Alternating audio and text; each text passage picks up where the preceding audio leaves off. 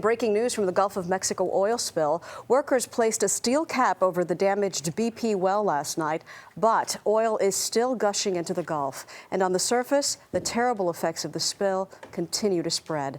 CBS News correspondent Mark Strassman in Grand Isle, Louisiana for us this morning. Mark, good morning. Good morning, Maggie. Everyone involved in this emergency response, BP, the feds, even President Obama, is now under increased scrutiny and second guessing. And so now he's back on his way here to Grand Isle today. And keep in mind something else. That pressure to perform is only going to go up with these new images of the oil's impact. On Louisiana's coast, some wildlife is dripping in oil.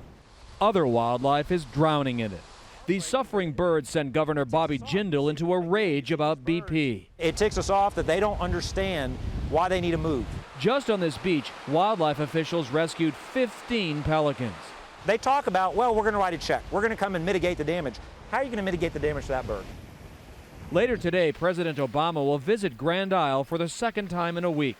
He told CNN's Larry King he's also furious at BP. I am furious at this entire situation because this is an example of where somebody didn't think through the consequences of their actions. Oil has smeared more than 140 miles of Louisiana coastline.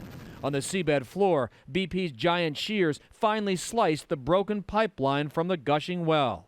Overnight, BP put a containment cap over the gushing wellhead. The next step is to siphon the oil to a surface ship. BP will be here for a very long time. We recognize that this is just the beginning.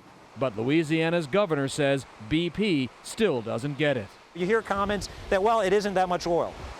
It looks like a whole lot of oil to me down here. So BP finally does have the containment cap in place, but it's too soon to tell whether that cap is working or whether it will be added to the growing list of BP's failed fixes out in the Gulf. Maggie? We will ask BP those questions in just a second. Mark, though, wondering about those 15 pelicans that you mentioned were rescued. Any word on whether they were able to save those birds? You know, Maggie, it was just so wrenching out on that beach. I mean, the governor and all of us who were with him just happened upon those birds. Total surprise. They were rescued, but it's too soon to tell. But a lot of those birds were really in very, very rough shape, and most of them were not expected to live, at least of the 4 or 5 that we saw out there.